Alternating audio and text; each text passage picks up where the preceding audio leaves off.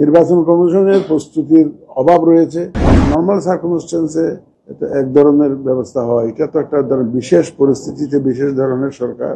আমরা 5ই অগাস্টে আমাদের মাননীয় প্রধান উপদেষ্টা ওনার জাতির উদ্দেশ্যে ভাষণে বলছেন যে আমি নির্বাচন কমিশনকে চিঠি দেব ইলেকশন করার জন্য। অ্যাকর্ডিংলি আমরা পরের দিনই কিন্তু চিঠি পেয়ে গেছি, সন্ধ্যা চিঠি পেয়ে গেছি ওনার অফিস থেকে চিঠি পেয়ে গেছি। এটা আমি ওনাকে যা জানিয়েছি আমি সেই কথাগুলোই বলতেছি। এবং যেখানে ওই চিঠিতে আমাদেরকে অনুরোধ করেছেন যে রমজানের আগে, আগামী বছরের রমজানের আগে যাতে আমরা ইলেকশনটা করি, এটা এই অনুরোধটা আমাদের জানিয়েছে। তো আপনারা তো জানেন, আপনারা তো আমাদের সাথেই থাকেন, বলতে গেলে সারাদিন তো এখানে থাকেন। আপনারা দেখছেন যে আমরা এখানে যোগদানের পর থেকে কিন্তু প্রস্তুতি শুরু করেছি, একদম যোগদানের পর থেকে।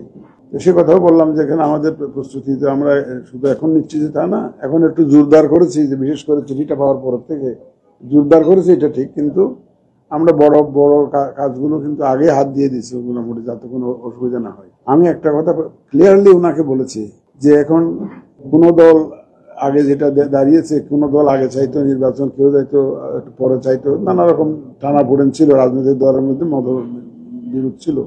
তো সেই জন্য হয়তো নির্বাচনের সময়টা ঠিক করতে একটু সময় লেগেছে। এখন আমরা যেটা মোটা দাগে যেটা ওনাকে জানিয়েছি যে আমাদের ইচ্ছা হচ্ছে কোনো কারণে যদি, আগের কথা বলছি আমি, এটা এখনকার কথা না, আগের যে নির্বাচন কমিশনের উপরে যাতে কোনো ব্লেম না আসে। নির্বাচন কমিশনের প্রস্তুতির অভাব রয়েছে, নির্বাচন কমিশন প্রস্তুত নয়, ওদের প্রস্তুতি সাফিসিয়েন্ট নয়, এই কথা বলে যাতে কোনো নির্বাচন নিয়ে কোনো ধরনের কথা না হয়, এই জন্য আমরা পূর্ণ প্রস্তুতি নিয়ে থাকব। যে কোনো সময় নির্বাচন সরকার যখন চাইবে আমরা যাতে ডেলিভার করতে পারি, সেই প্রস্তুতি আমরা নেব। আমরা কোনো ধরনের কোনো ব্লেম নিতে রাজি না, আমি এই কথাটা ওনাকে জানিয়েছি, এবং সেই লক্ষ্যে আমরা কিন্তু প্রস্তুতি নিই। তো উনি এটা যিনি জানতে চেয়েছেন যে ল অ্যান্ড অর্ডার সিচুয়েশনের কথা, এটা আপনারা সবসময় যে প্রশ্নটা করেন, সবাই আমার সাথে দেখা করতে আসলে এই প্রশ্নটা করে। আমি মনে করি যে ল অ্যান্ড অর্ডার সিচুয়েশন, এটা আমি সেদিনও আমাদের ট্রেনিং প্রোগ্রামে বলেছি। আমি 91 সালেও দেখেছি বিভিন্ন পার্টির মধ্যে গোলমাল পরে একটা আন্ডারস্ট্যান্ডিং আসছে। 96 সালেও দেখেছি আমাদের বর্তমান প্রধান উপদেষ্টা একজন উপদেষ্টা ছিলেন ওই সরকারে, জাস্টিস হাবিবুর রহমান সাহেবের কেয়ারটেকার গভর্নমেন্টে, উনি সায়েন্স অ্যান্ড টেকনোলজির উপদেষ্টা ছিলেন। উনিও ওই বিভিন্ন পার্টিকে নির্বাচনে আনতে ওনার চেষ্টা দেখেছি আমরা। 2008 অনেক ধরনের পার্টির মধ্যে টানাপোড়েন ছিল, কিন্তু একটা পর্যায়ে এসছে। তিনি বললেন যে এখন তো বিভিন্ন পার্টির মধ্যে নানা মত, এটা আপনার ধারণা কি?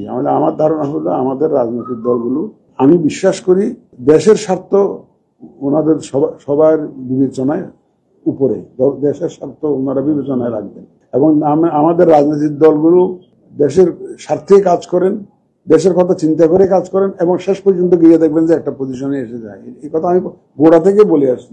ধরুন আমি বলেছি যে ওনাকে বলেছি যে আমাদের রাজনৈতিক দলগুলো দেখবেন আপনি শেষ পর্যন্ত একটা আন্ডারস্ট্যান্ডিং নিয়ে আসবে, এবং আমাদের মাননীয় প্রধান উপদেষ্টা কিন্তু এখন গতকাল থেকে এই উদ্যোগটা নিয়েছেন, আবার আলোচনা করছেন। উনি এতদিন তো ওনারা ঐক্যমত্য কমিশনকে দায়িত্ব দিয়েছিলেন একটা ঐক্যমত্য পৌঁছানোর জন্য, গতকাল থেকে দেখতেছি উনি আবার আলোচনা শুরু করেছেন।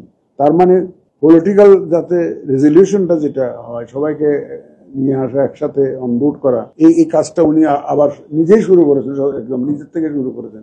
এটা গতকাল থেকে দেখতেছি, এটাও জানিয়েছি আমি ওনাকে, এটাও জানিয়েছি। সুতরাং আমি বিশ্বাস করি যে একটা পর্যায়ে একটা আন্ডারস্ট্যান্ডিং হবে।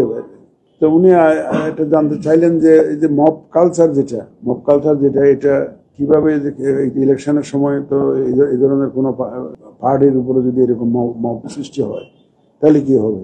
আমি বললাম দেখেন, ইলেকশনটা এখনো দেরি আছে। তো ওই ইলেকশনের সময় যখন 300 কনস্টিটিউয়েন্সিতে যখন একদিন ইলেকশন হবে, ওই মবই ভাগ হয়ে যাবে 300 জায়গায়। যারা মব সৃষ্টি করে ওরা দেখবেন যে যার কনস্টিটিউয়েন্সিতে চলে গেছে,